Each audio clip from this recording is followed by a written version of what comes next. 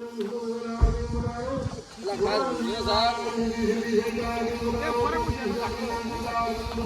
મિત્રો તમે જોઈ શકો છો આ બાબા રામદેવની જન્મભૂમિ કહેવામાં આવે છે. જે પોખરણ હતું એ આપણને ખબર નથી અને આ કહેવાય છે જન્મભૂમિ, એટલે કે બાબા રામદેવનો જન્મ આ જગ્યા ઉપર જન્મ થયો હતો. તો તમે જોઈ શકો છો પાછળ મંદિરનો વ્યૂ. તો આપણે પહોંચી ગયા છીએ.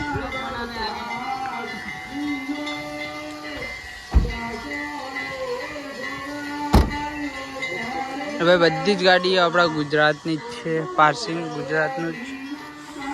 તો જઈએ આગળ મંદિરમાં. હવે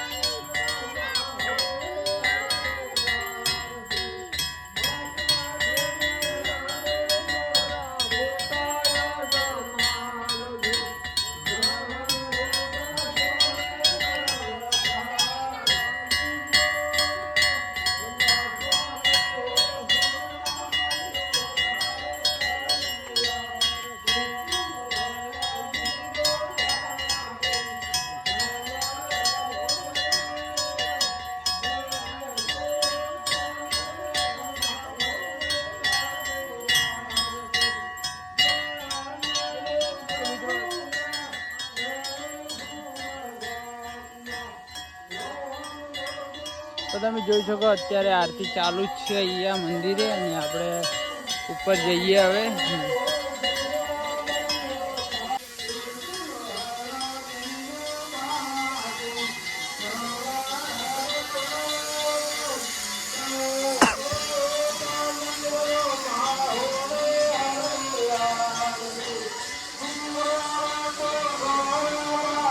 તો મંદિરનો વ્યૂ આવો છે કંઈક. તો મંદિરના અંદરથી કંઈક વ્યૂ આવો છે, તમે જોઈ શકો છો. હા, તો ફાઇનલી મંદિરમાં એન્ટ્રી કરી દીધી. આપણે મંદિરમાં જઈએ અને તમને દર્શન કરાવી દઈએ. હવે તો મિત્રો તમે જોઈ શકો છો આ મંદિરનો કંઈક આવો લુક છે.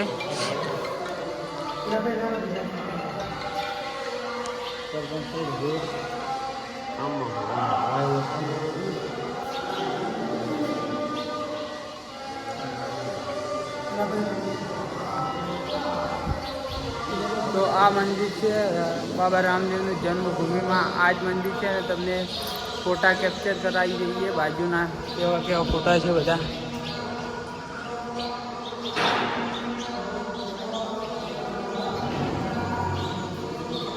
તો ફોટોશૂટ તો પછી કરીએ, પણ પહેલાં બ્લોગ બનાવી દઈએ, કેમ કે ઘણા સમય પછી આ મંદિરનો બ્લોગ આપણે અપલોડ કરીશું. અને મિત્રો આ બધા તમે જોઈ શકો છો એમના અવતાર છે. તો મિત્રો આ મંદિરનો બ્લોગ કોઈ હજુ ના જોયો તો આપણો બ્લોગ આવશે, અને ભાઈ આ બ્લોગ આપણે એકલો જ અપલોડ કરીશું. અને ભાઈ બહુ મસ્ત બ્લોગ આવશે, તો તમે જોઈ શકો છો. અને આ બ્લોગ આપણી ચેનલમાં ફર્સ્ટ ટાઈમ આપણી ચેનલમાં આવશે. તો તમે જોઈ શકો છો આ એમનો જન્મ.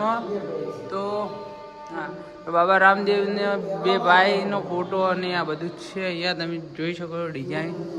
હવે ફોટો મસ્ત મસ્ત બનાવેલા છે, તો જોઈ શકો છો આ બધું.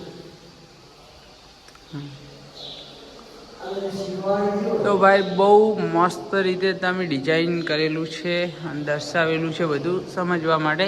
તો આ મંદિરે આવો તો તમને જોવા મળી જશે. તો મિત્રો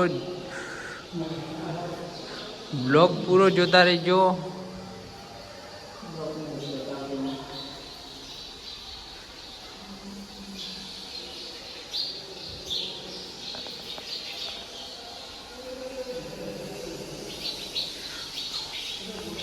તો મંદિરમાં ભાઈ કંઈક આવું લુક છે ઉપરથી.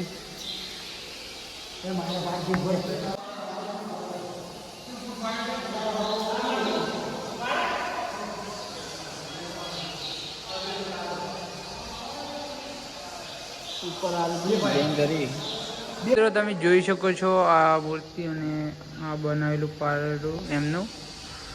તો મંદિર બહુ મસ્ત છે અને બધા અમારા ફ્રેન્ડ ફોટોશૂટ કરી રહ્યા છે.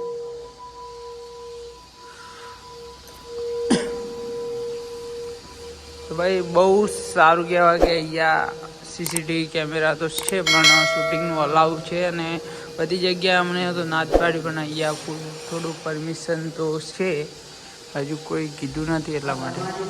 તો ભાઈ સમજવા જેવું છે અહીંયા ફોટોનું બધું. તો તમે જોઈ શકો છો.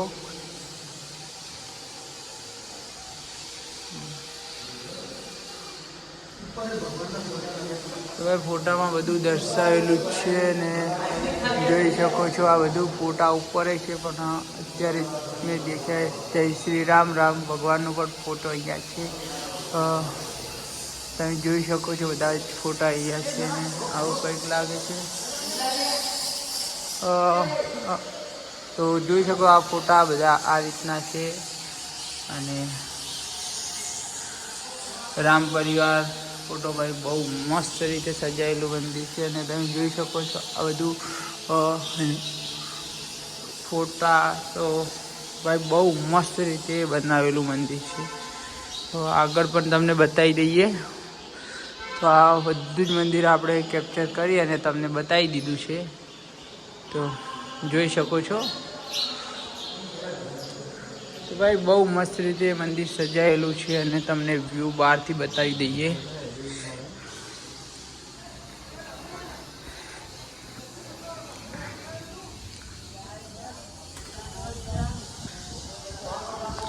તો મિત્રો બહારથી કંઈક આવો નજારો છે મંદિરનો. તો બહુ મસ્ત રીતે બનાવ્યું છે મંદિર. અને ભાઈ ઘોડો ત્યાં ઊભો છે. તો ભાઈ બહુ મસ્ત રીતે બનાવ્યું મંદિર, સારું લાગ્યું જોઈ શકો ઉપરથી. તો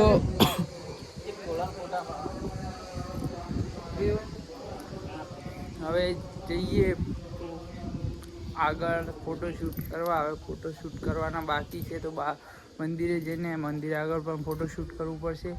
અને ભાઈ પોખરણમાં તો ત્યાં રહીને મોટા થયા હતા અને અહીંયા જન્મભૂમિ એટલે કે એમની માતા અહીંયા હતા અને એમનો જન્મ થયો હતો. તે મંદિર અહીંયા બનાવવામાં આવેલું છે. તો મિત્રો બ્લોગ પૂરો જોજો અને આપણે તમારા એક ગુજરાતીને સપોર્ટ કરો. અને ભાઈ અવનવા વિડીયો આપણે બનાવતા જ રહીશું અને આવા મંદિરોના પણ બ્લોગ આવશે તો તમને જોવાનો પણ મજા આવશે. તો ગુજરાતમાં બધા જ લોકો આપણને સપોર્ટ કરો યાર. ગુજરાતી જે પણ જેના જોડે વિડીયો આવે એ તમારા દોસ્તોને શેર કરો અને સપોર્ટ કરવાનું કહો તમારા ભાઈને. તો આપણે અવનવા મંદિરે જઈને વિડીયો બનાવતા રહીશું.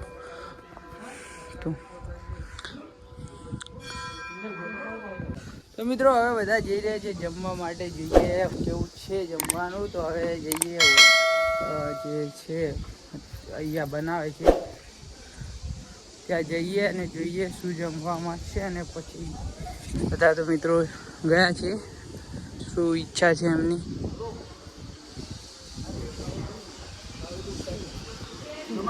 શું બને ચા પીવીએ, ખાવું હા હું રોમાબીન કરે ખાવાના બધા. હા ખાવાનું છે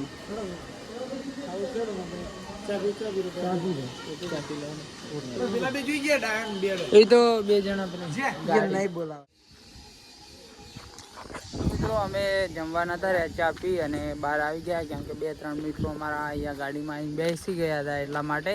તો જમવા નથી રહ્યા. હવે જમવાનો પ્લાન એમ છે કે સારી હોટલ મળે કેમ કે રાજસ્થાનમાં લગભગ ખાવાનું મોસ્ટ ઓફલી આપણને પસંદ નથી આવતું, કેમ કે ભાઈ ગુજરાતમાં સ્વાદિષ્ટ ખાવા મળે અને ભાઈ આપણા ગુજરાતના લોકો એવા છે ને કે બહુ મસ્ત વાત આપણે પ્રેમથી વાત કરે.